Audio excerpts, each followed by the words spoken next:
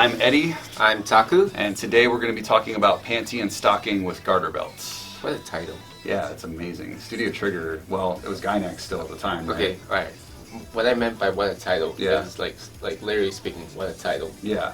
Panty and Stocking with Garterbelt. But I was saying, like, those guys are geniuses in coming up with that kind of stuff. The other titles, like Sex and Violence with Mach Speed, is like another show they've done, right?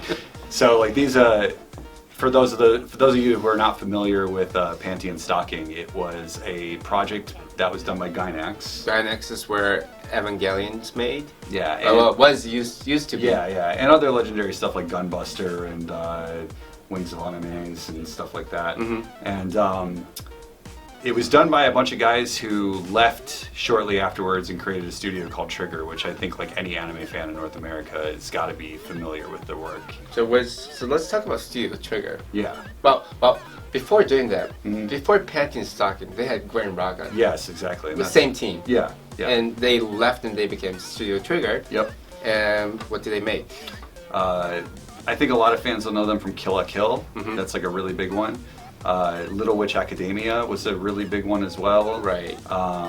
Darling in the Franxx. Yeah, Darling the Franxx in Japanese. Franxx. I don't know how you guys And we just say Franxx. We don't double emphasize the F. It's Darling in the Franxx. Ah, gotcha. Yeah, yeah, in makes Japanese. sense. Well, and can't forget SSSS. Gridman. How many SS are there? 4. Okay, Superhuman Samurai Cyber Squad Gridman. Is that the acronym? Yeah. Oh my it's god, the I same didn't know. series. Wow. Yeah. So. Wow. Because it's kind of like that was the U.S. version of Gridman on TV back in the 90s. Mm-hmm. Was Superhuman Samurai Cyber Squad. Oh, that's the wow. So and they just And adapted to the Japanese. Yeah. Wow. Yeah. So that's where the SSSS comes from. Interesting. Or SS. Yeah, SSSS. 4 of them. Yeah, and right now they're making. Well, they finished making. Yeah, by the time this video comes out, Promare will be in theaters in Japan and hopefully announced for the U.S. shortly afterwards. And yeah, I watched the viewing of Premiere, but we'll talk about Premiere next time. Yeah, that'll be a later. But let's go back in time and talk about Panty and Stocking. So Panty and Stocking is a crazy show. I don't even know how to describe it. It's insane. Like the way it's very raunchy. It's not the kind of thing that I think would have ever been aired in America if not for like Adult Swim. And Taku had the I guess like you had the opportunity to do or produce the soundtrack. I was a music producer. Yeah. Well, not music producer, but I produced the whole soundtrack. Yeah. Yeah. Yeah. And it's one of those things that I don't think a lot of people really know what went into the soundtrack for that. A lot of people are familiar with like Teddy Lloyd's contributions to it, or maybe like a handful of songs here and there from the soundtrack. But I wanted to ask Taku about kind of like the development of the soundtrack for it because a lot of people love the music from it, and the music's definitely like a strong point in the series. So like I guess starting off, like how did that whole thing come to be? Like how did you get connected with the guys at Gainax at the time? They just contacted me. It was actually not Gainax, it was the Flying Dog, the label. Yeah. Contacted me if I'm interested.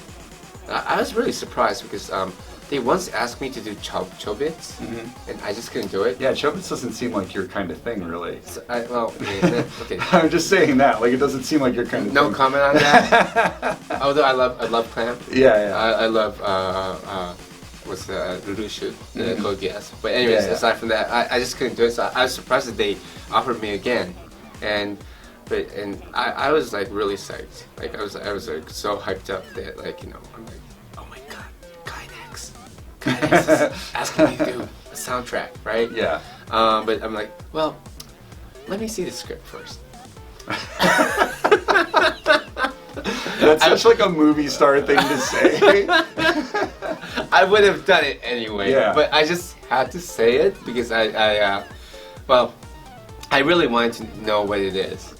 And when I saw the script and all the settings, I was like so amazed with what they were planning to do. It was crazy.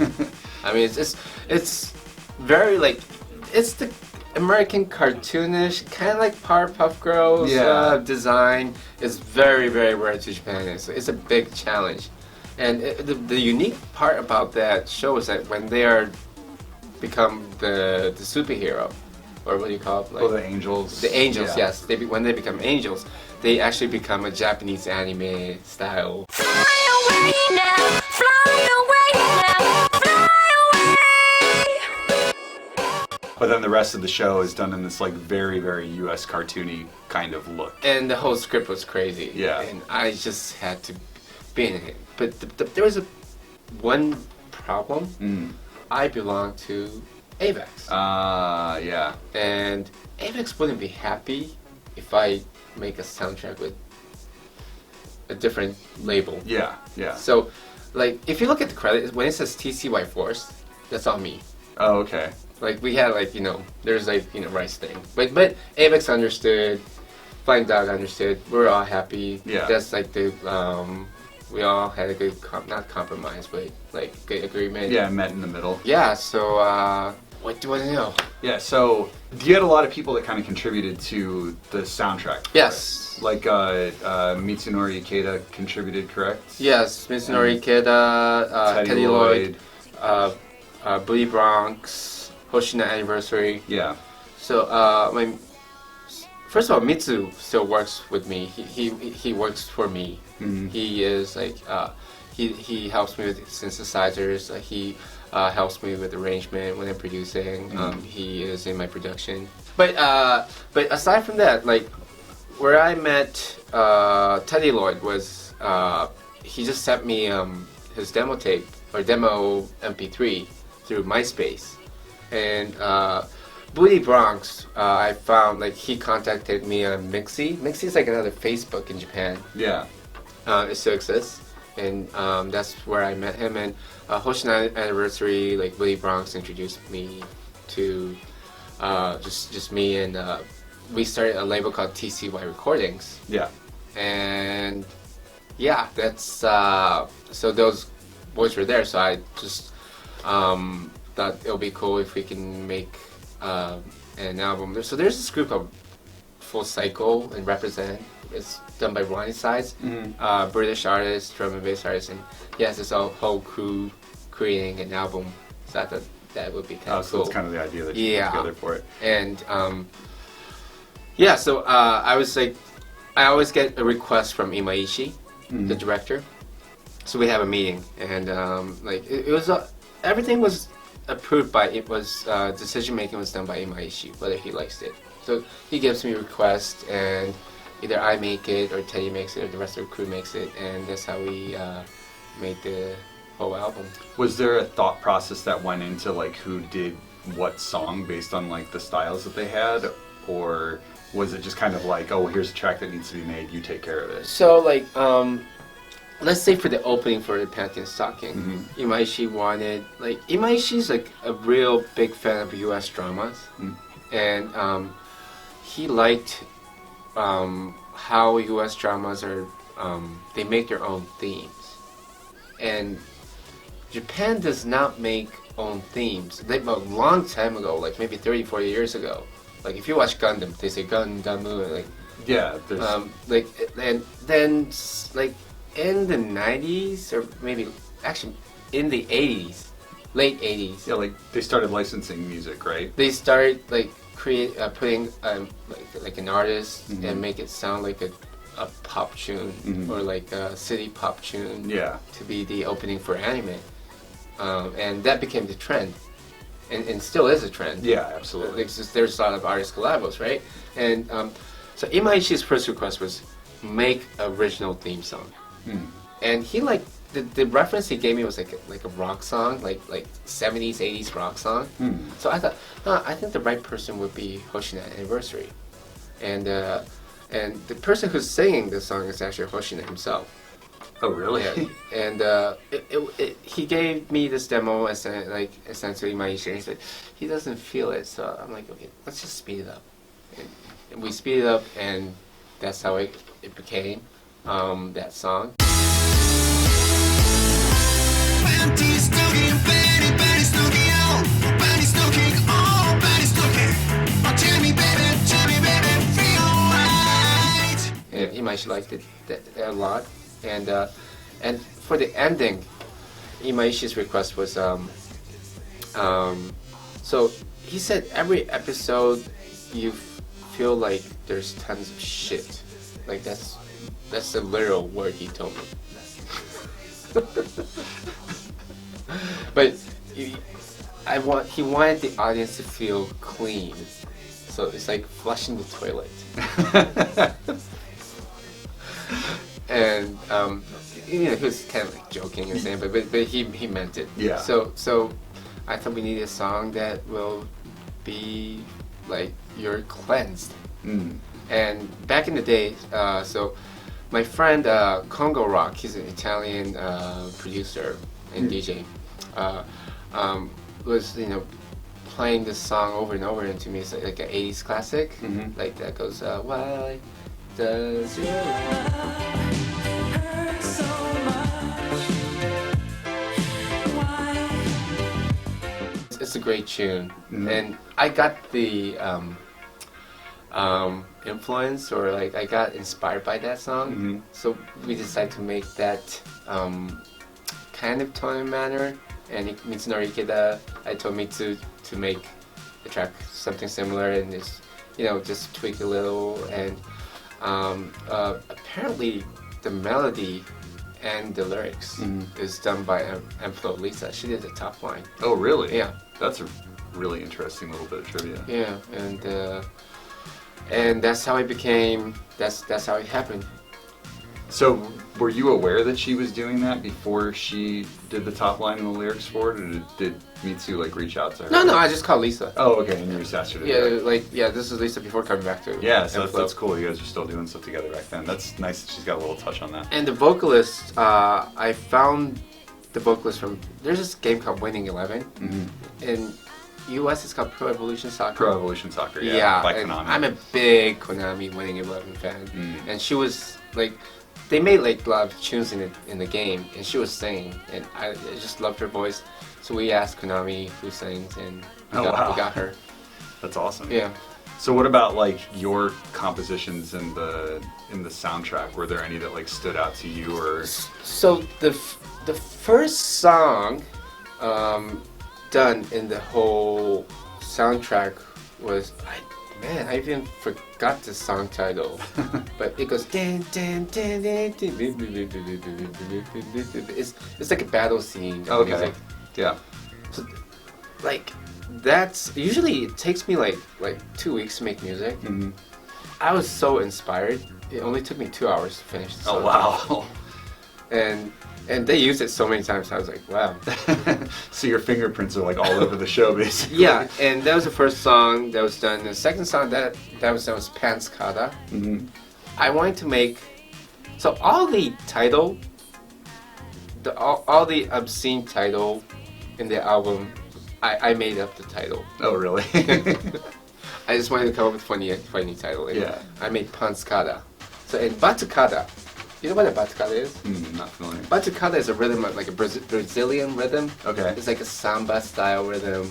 Okay. And like kind of like a Latin kind of tempo. Yeah, and there's also a popular song called Batucada.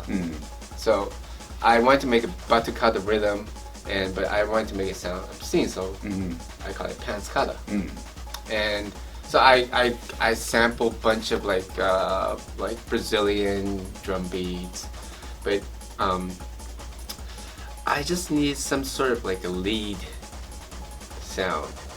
So what I ended up was I searched for a lot of like pornography, US pornography tapes, and I kept on sampling the best moaning sound. That sounds like the most ridiculous research session that could ever happen. And that took me 3 hours. Wow. Like just watching porno for 3 hours, looking for the right sound, and also a guy's voice too. Yeah. So I was like, what am I doing? It's funny though, because it seems very fitting for that show. Like the content of that show, it seems like exactly like the right kind of thing to have been done for a song in that show. I think it had the right time and manner for the show itself. Yeah. That's awesome. Yeah, and also Fly Away. Yeah. Fly Away, Imaishi just told me, okay, this scene's gotta be glamorous. this scene is from the cartoon character turning into an anime character, and they're becoming angels. So, something that came up to my mind was like Beverly Hills 90210, or like Gossip Girl. Yeah, like those like teen soap opera kind of things. Yeah, and like glamorous, like city life. Yeah. So that's exactly what I told Teddy to do. Okay, come up with an EDM electro tune which is glamorous and happy and kind of reminds us of Beverly Hills 90210. Well, Beverly Hills 90210. I can't even say it. Yeah. And Gossip Girl. Yeah. Like, you know, like a lot of those like kids soap opera has put some like music in there. Yeah. But so that's how I asked him, and and he found a real good vocal sample, and good theme, Fly Away. Yeah, I mean, people are still like clamoring for it even to this day. Whenever you or him come to the States, you know, people love that track. So yeah, and definitely hit it out of the park. So yeah, he made a real great track.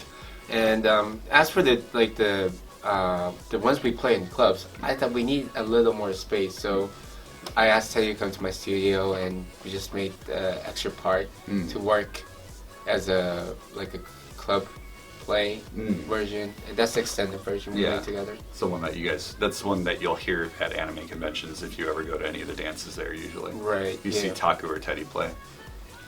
Yeah, and which I'm proud, and something which accomplished something different to Japanese anime industry is that you know how Nabishin brought music to animation with Cowboy Bebop? Yeah, absolutely. And he brought hip hop to Samurai Champloo.